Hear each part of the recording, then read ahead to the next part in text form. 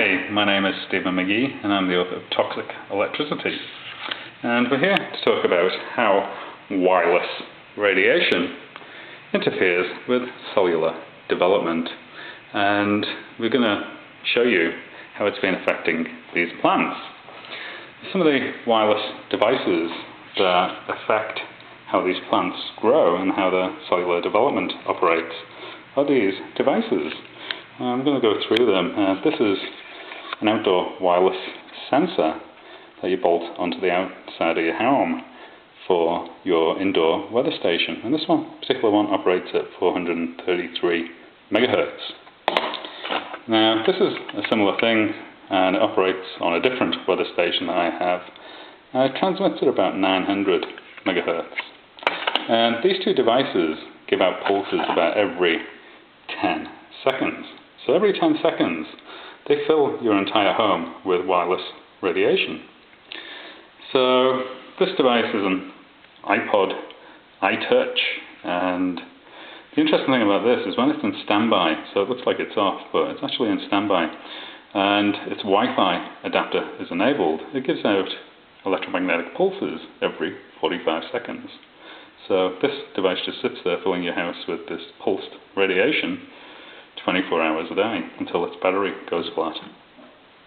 Now this device is actually a status monitor for my garage, and when you open the garage door it sends out a little pulse, and when you close the garage door it sends out a little pulse, and it gives you a little status update in the receiver that is inside the house to let you know if your garage door is open or closed. So all these devices I took out of service all around the same time, which was a few weeks ago, and there was another device that got taken out of service at the same time, and that was my electrical utility meter. My electrical utility meter has a wireless microwave device in it. It's called an AMR Meter, and what it does is simply broadcasts information to the utility company, and it can do that quite frequently. It actually says on the website that it does it every 30 seconds. So constantly there's microwave pulses coming out of the electrical meter. So when all these devices were taken out of service a few weeks ago, I have been intensely watching these plants that I have around my home and my garden. And my garden has actually started growing. Plants in my garden that were dormant for a long time, for many years. I've actually lived in this house for 6 years now. Actually started coming back to life, and I've seen more growth in the garden in the past few weeks than what I have over the past few years. So there's definitely something funky going on with this wireless radiation. And the reason I'm showing you these plants is because they've been growing in this dark green format ever since they've been in the home. And you can see that there's almost no patterning in the leaves. And one of the things that I noticed when I started watering them this week is that they're now growing the way that they were when I bought them. So they've got these very heavily patterned leaves, and they're now back. So there's something about this wireless radiation that affects how this plant grows. It's very, very interesting. And this was extensively researched, this area, by Dr. John Nash Ott back in the 1950s. And he reported very similar findings back in the 1950s, that plants that are grown in unnatural radiation environments do very strange things. And you can see that there's lots of patterning on the sleeve.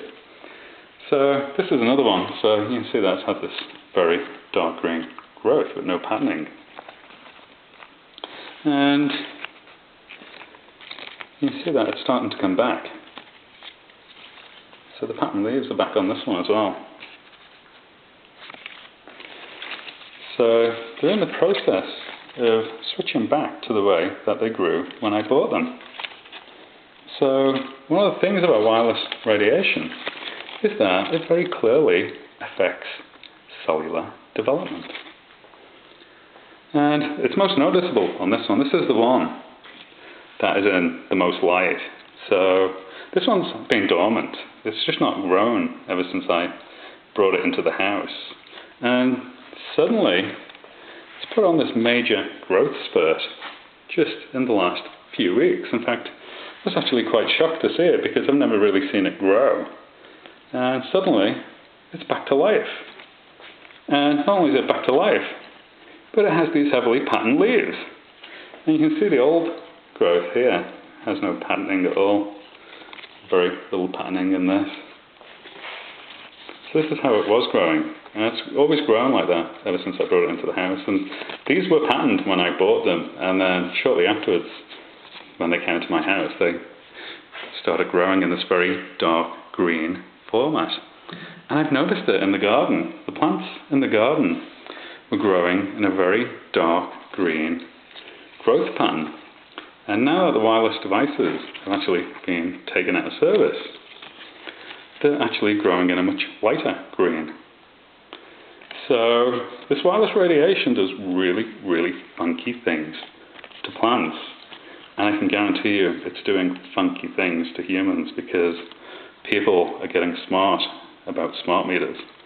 And smart meters are widely reported to be making many, many people sick.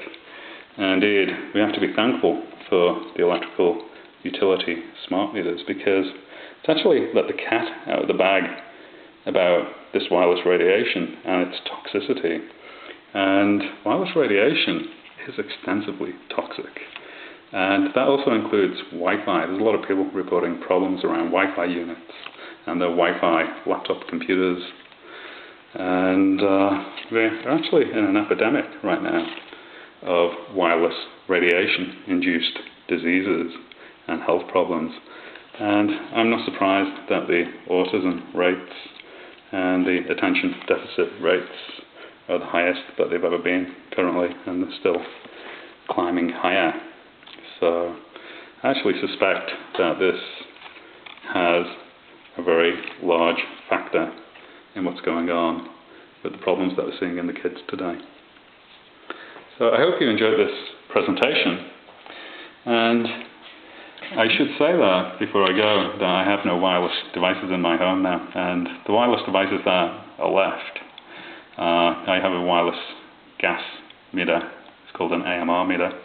I've actually screened it from the house, so I've done my best to actually make sure that I'm not getting any wireless radiation coming in from the last device that's actually on my property.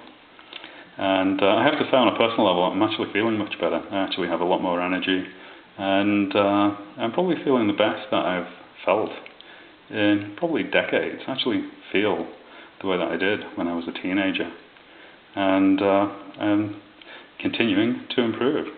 I hope you enjoyed this presentation, and I wish you the very best of health. Thank you.